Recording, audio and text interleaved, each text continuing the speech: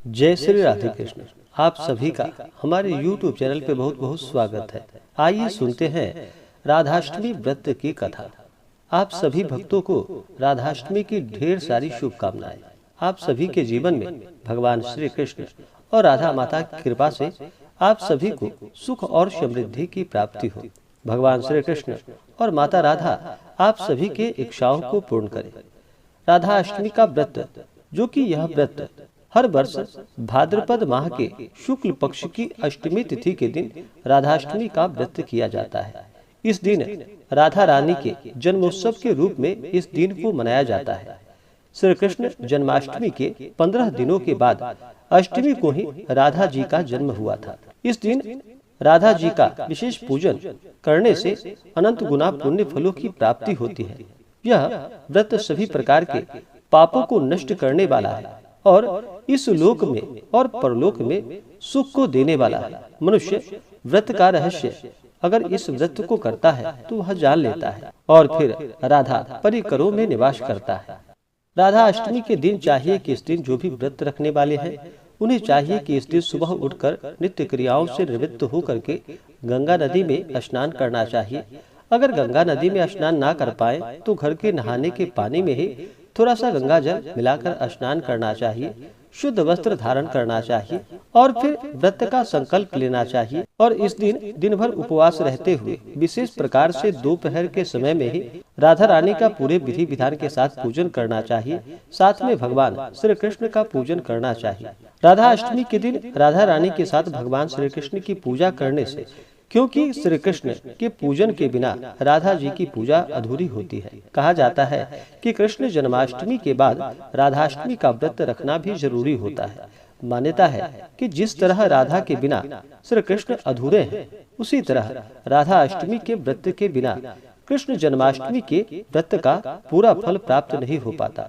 इसलिए राधा अष्टमी के दिन राधा और कृष्ण दोनों की पूजा करनी चाहिए। राधा अष्टमी के दिन पूजा और व्रत करने से व्यक्ति सभी सुखों को भोग कर अंत में मोक्ष को प्राप्त करता है।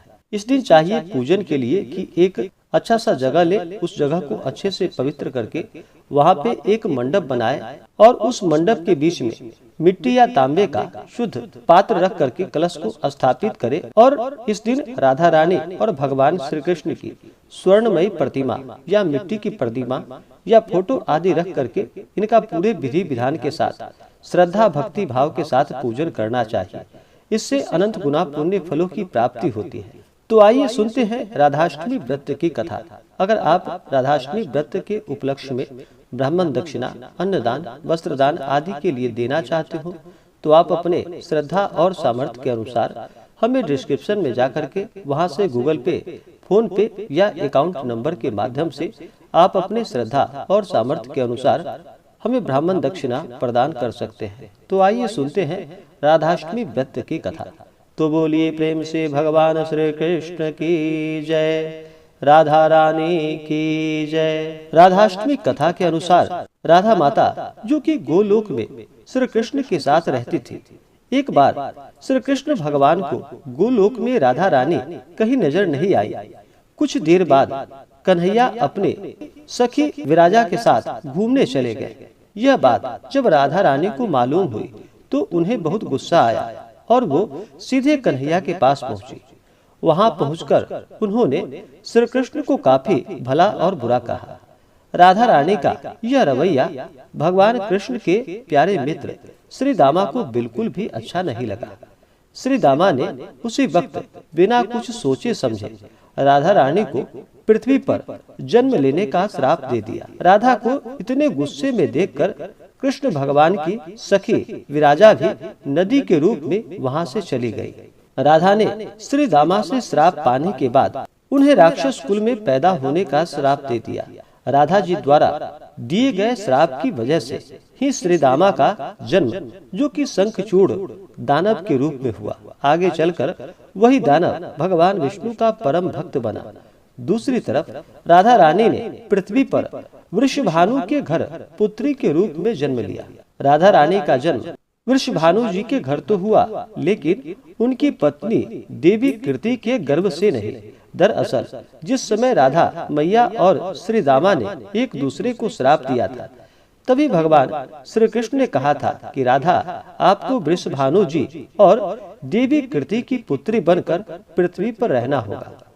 मनुष्य के अवतार में आपका एक वैश्य से विवाह होगा, वो मेरे अंशावतारों में से एक होगा। इस तरह आप पृथ्वी पर भी मेरी ही बनकर रहेंगे, परंतु हम दोनों को बिछड़ने का दुख सहना होगा। इसके बाद श्री कृष्ण भगवान ने राधा जी को मनुष्य योनि के रूप में जन्म लेने की तैयारी करने के लिए कहा। संसार के सामने वृषभानु जी की पत्नी गर्भवती हुई। जिस तरह एक बच्चा दुनिया में आता है, ठीक वैसे ही देवी कृति का भी प्रसव हुआ था। लेकिन असल में राधा माता का जन्म देवी कृति के गर्भ से नहीं हुआ था। भगवान की माया से उसके गर्भ में वायु भर दी गई थी। देवी कृति ने उसी वायु को जन्म दिया। उस दौरान उन्हें प्रसव पीड़ा हो रही थी। वहाँ राधा माता के रूप में एक प्यारी सी कन्या ने जन्म लिया। और फिर भाद्रपद मास के शुक्ल पक्ष की अष्टमी के दिन राधा मैया का धरती पर अवतरण हुआ था।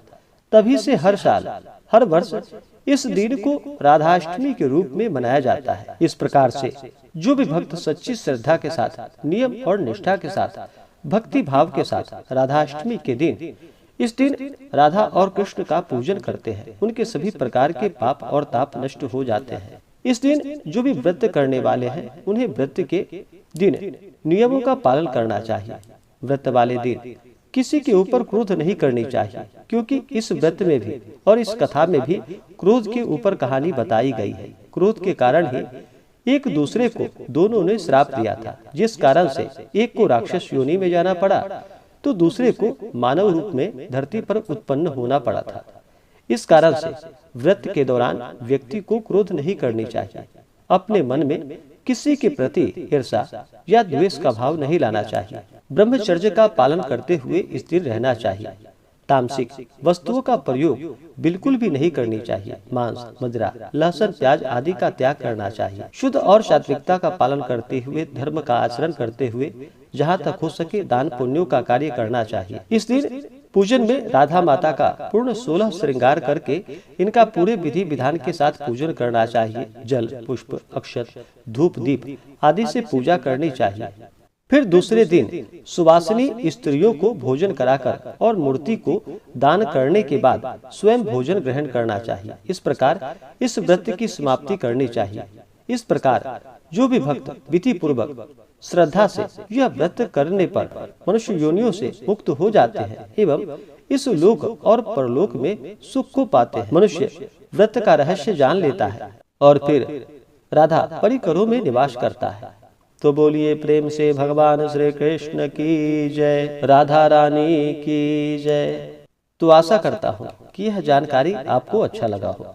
ऐसे ही ज्ञानवर्धक जानकारियाँ प्राप्त करने के लिए हमारे इस चैनल पे अगर आप नए हैं तो चैनल को लाल बटन दबा करके सब्सक्राइब करें, साथ में बेल आइकन घंटी को दबाएं ताकि मेरे वीडियो का नोटिफिकेशन आपको समय से मिलता रहे। वीडियो को लाइक करें, शेयर करें। सुखी रहे और स्वस्थ रहे। जय श्री राधे कृष्ण। धन्यवाद।